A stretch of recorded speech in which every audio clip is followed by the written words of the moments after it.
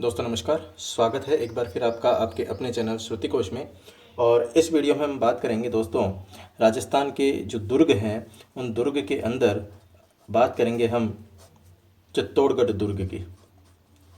चित्तौड़गढ़ दुर्ग। तो दोस्तों चित्तौड़गढ़ दुर्ग की आज हम बात करने वाले हैं और काफ़ी फेमस ये दुर्ग है, क्योंकि कहा जाता है गढ़ तो चित्तौड़गढ़ बाकी सब गढ़ैया। तो उसी चित्तौड़गढ़ की आज हम बात करेंगे। और ये जो चित्तौड़गढ़ था ये दोस्तों बसाया था चित्रांगद मौर्य ने। चित्रांगद मौर्य ने ये दुर्ग बसाया था और इस दुर्ग का जो विस्तार है, या हम यूँ कहें कि परिवर्धन है, विस्तार एवं परिवर्धन यानी बढ़ाना इसको, वो किया था दोस्तों कुंभा ने। तो कुंभा के द्वारा ये विस्तार और इसका परिवर्धन किया गया था और चित्रांगद मौर्य के द्वारा ये बनाया गया था 7वीं सदी के अंदर, 7वीं शताब्दी में। तो 7वीं शताब्दी के अंदर चित्तौड़गढ़ दुर्ग की जो है नींव रखी गई थी। इस दुर्ग को चित्रकूट भी कहा जाता है, चित्रकूट। तो चित्रकूट दुर्ग भी इसको कहा जाता है क्योंकि ये किस पर है? ये है दोस्तों चित्रकूट पहाड़ी पर। चित्रकूट पहाड़ी पर होने के कारण इसे चित्रकूट दुर्ग भी कहा जाता है। और इसके साथ साथ दोस्तों ये जो दुर्ग आता है ये आता है गिरि दुर्ग की श्रेणी में। गिरि दुर्ग की ये श्रेणी के अंदर आता है और राज्य का सबसे प्राचीनतम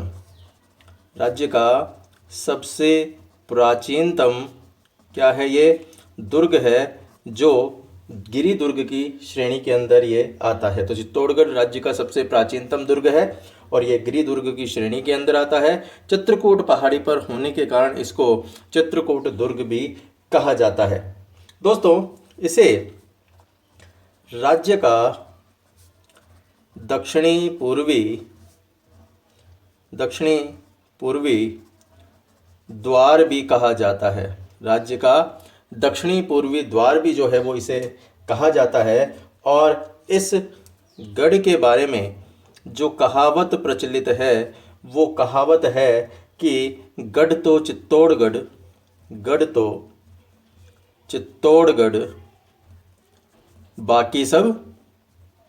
बाकी सब गढ़ैया।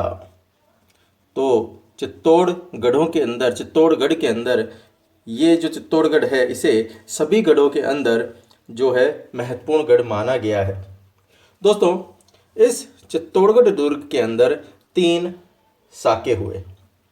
3 साके इसके अंदर हुए और ये साके हुए 1303 में, 1534 में और 1567-68 के अंदर ये 3 साके जो है इस दुर्ग के अंदर हुए।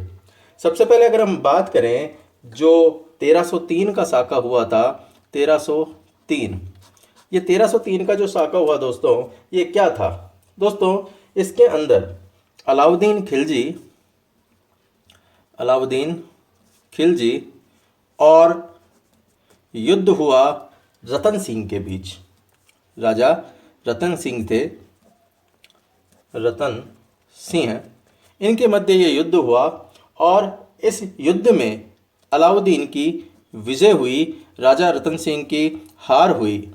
अलाउद्दीन की विजय हुई, राजा रतन सिंह की हार हुई। और राजा रतन सिंह की जो रानी थी, जिसे आप इतिहास में फेमस नाम है इसका रानी पद्मिनी, जिसके ऊपर फिल्म भी बनी है पद्मावत, जी हाँ वही।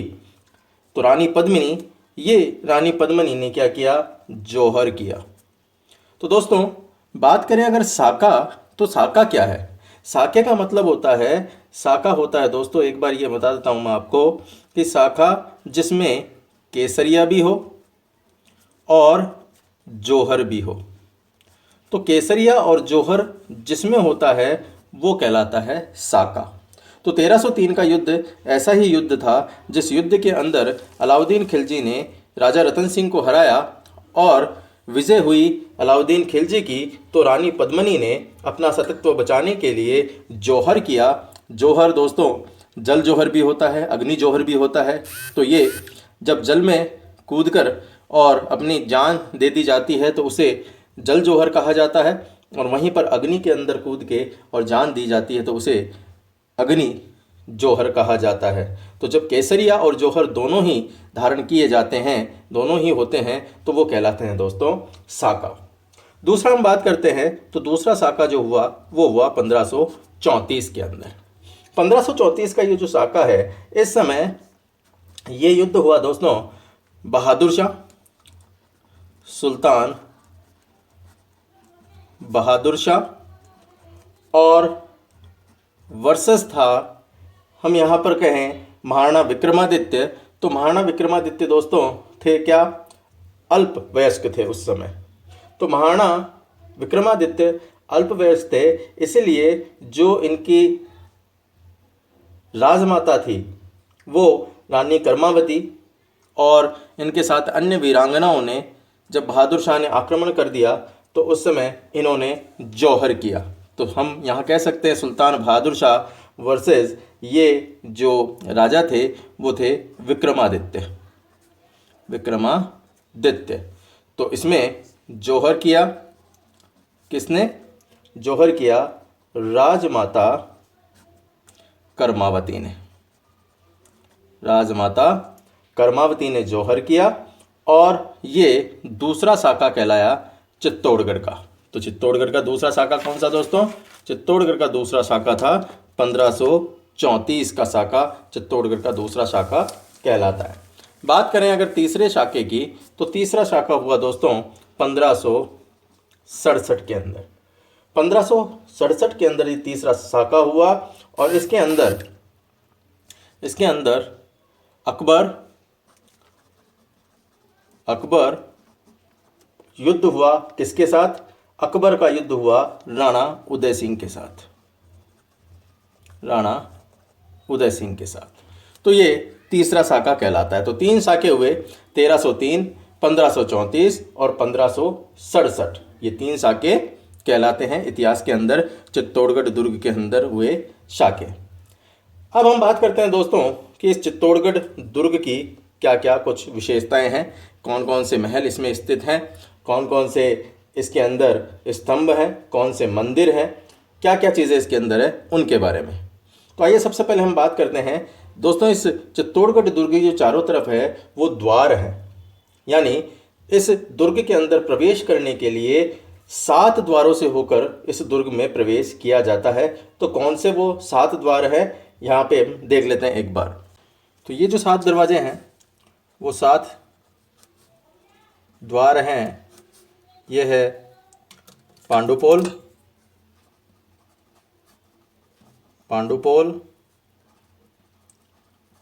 भैरवपोल, गणेशपोल, लक्ष्मणपोल, जोड़नपोल, त्रिपोलिया और रामपोल। ये 7 दरवाजे जो हैं वो इस दुर्ग के अंदर स्थित है। यहीं दुर्ग का जो प्रथम दरवाज़ा है ये पांडुपोल, इस पांडुपोल पर जो ठाकुर बाघ सिंह है उनका स्मारक है। किसका है, बाघ सिंह का स्मारक। तो बाघ सिंह का स्मारक जो है वो कहाँ पर है, पांडुपोल। अगर बात करें भैरवपोल की, तो भैरवपोल जो है वो जैमल राठौड़ और जो कल्ला राठौड़ है, कल्ला राठौड़, इनकी क्या है, इनकी छतरियां हैं यहाँ पर। जैमल राठौड़ और कल्ला राठौड़ की जो छतरियां हैं वो भैरवपोल पर हैं।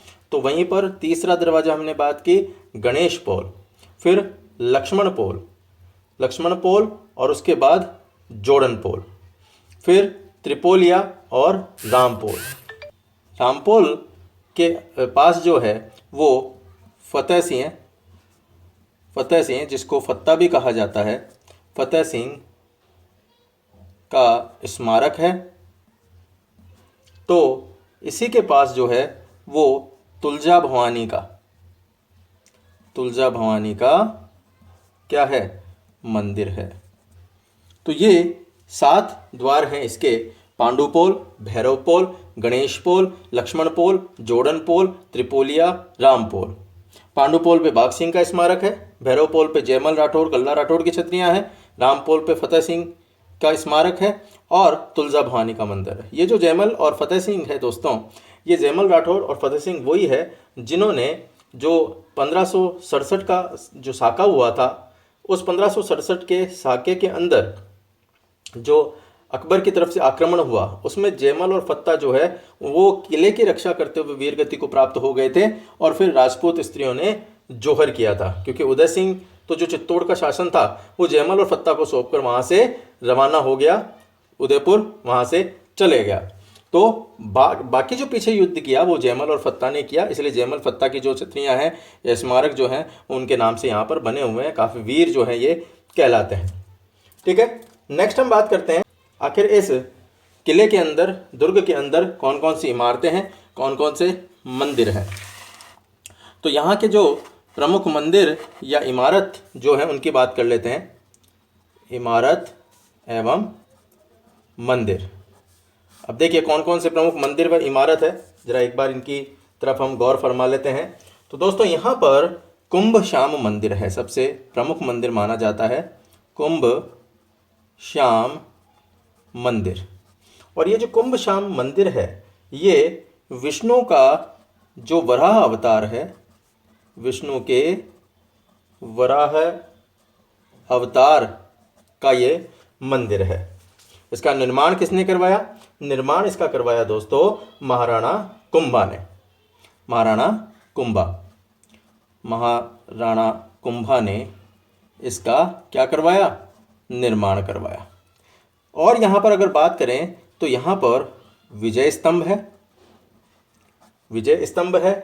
तो यहाँ पर कुंभा का किला भी है, कुंभा का किला या कुंभा का महल भी है, कुंभा महल। इसके अलावा श्रृंगार चंवरी है, श्रृंगार चंवरी का यहाँ पर मंदिर है। यहाँ पर मीराबाई का मंदिर है, मीराबाई का मंदिर है। ये दुर्ग के अंदर की बात कर रहे हैं दोस्तों। यहाँ पर साल सिद्धेश्वर मंदिर है। तो यहाँ पर नीलकंठ महादेव का मंदिर भी है, नीलकंठ महादेव का मंदिर भी यहाँ पर है। तो साथ में हमने बात की तुलजा भवानी का मंदिर भी है, तुलजा भवानी का मंदिर भी यहाँ पर है।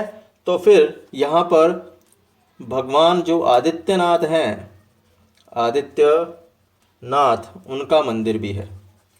साथ में यहाँ पर गोरा बादल महल भी है, गोरा बादल महल भी यहाँ पर है। तो यहाँ पर नवलखा बुर्ज भी है, नवलखा बुर्ज। तो नवलखा बुर्ज कहाँ है? नवलखा बुर्ज है दोस्तों चित्तौड़गढ़। यहाँ पर चित्रांग मोरी है, चित्रांग मोरी। तो यहाँ पर तालाब भी है, चित्रांग तालाब। तो ये जो महत्वपूर्ण है, विजय स्तंभ, कुंभा महल, श्रृंगार चवरी का मंदिर, मीराबाई का मंदिर, साल सिद्धेश्वर मंदिर, नीलकंठ महादेव मंदिर, तुलजा भवानी का मंदिर, भगवान आदित्यनाथ का मंदिर, गोरा बादल महल, नवलखा बुर्ज, चित्रांग मोरी, चित्रांग तालाब, ये इस महल के जो है वो प्रमुख इमारतें या हम कहें मंदिर जो है यहाँ पर है। यहाँ पर पद्मिनी महल भी है। क्या है दोस्तों? पद्मिनी महल। तो पद्मिनी महल भी यहीं पर है, जो कि राणा रतन सिंह की प्रसिद्ध रानी थी पद्मिनी, उसके नाम से ये महल है। यहाँ पर सुंदर जलाशय भी है जो मध्य में स्थित है, जलाशय के मध्य में ही वो पद्मिनी का महल है। और इसी के जो दक्षिण पूर्व है वहाँ पर जो गोरा बादल का महल है, वो गोरा बादल का महल भी यहाँ पर है। ठीक है, यहाँ पर नवलखा जिस भंडार भी है जिसकी हमने बात की थी। नवलखा यहाँ पर है बुर्ज या भंडार।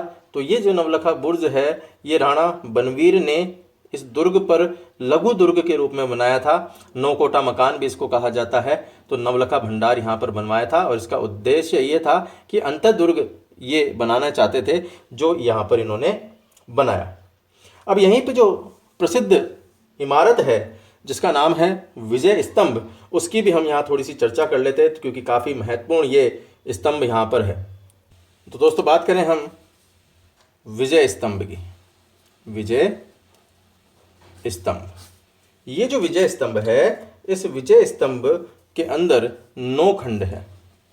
9 खंड या यूँ कहें 9 मंजिला है। ये 9 मंजिला है। तो 9 मंजिला ये विजय स्तंभ है। इसकी ऊंचाई जो है वो ऊंचाई है दोस्तों 122 फीट। 122 फीट इसकी ऊंचाई है और इसका जो निर्माण करवाया वो निर्माण करवाया गया था महाराणा कुंभा के द्वारा। महाराणा कुंभा के द्वारा इसका निर्माण करवाया गया और ये निर्माण जो करवाया गया ये किस आधार पर करवाया गया? मालवा विजय के।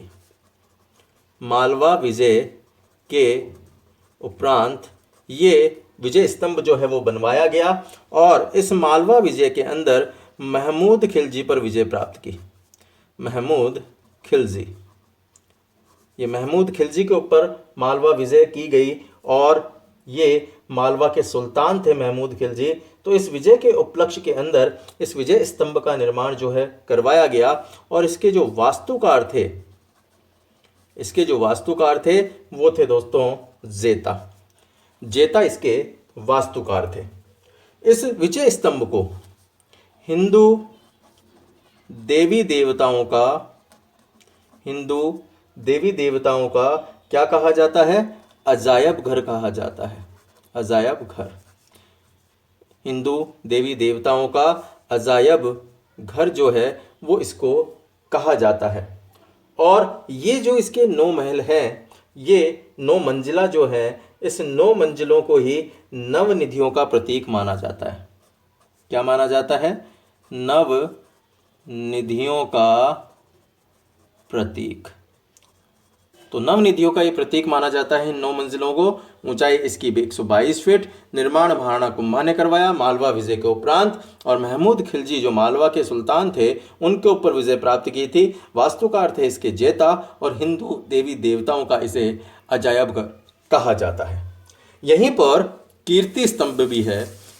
कीर्ति स्तंभ दोस्तों, ये जो कीर्ति स्तंभ है, कीर्ति स्तंभ, ये जो कीर्ति स्तंभ है, ये कीर्ति स्तंभ दोस्तों 7 मंजिला। 7 मंजिला ये कीर्ति स्तंभ है और ये कीर्ति स्तंभ है जैन कीर्ति स्तंभ। जैन कीर्ति स्तंभ। तो 2 स्तंभ है, एक विजय स्तंभ और एक जैन कीर्ति स्तंभ यहाँ पर चित्तौड़गढ़ दुर्ग के अंदर है। और इसका जो निर्माण है, इसका निर्माण माना जाता है बघेरवाल जीजा जैन के द्वारा। बघेरवाल जीजा जैन के द्वारा इसका निर्माण करवाया गया। कब? 10वीं 11वीं सदी में।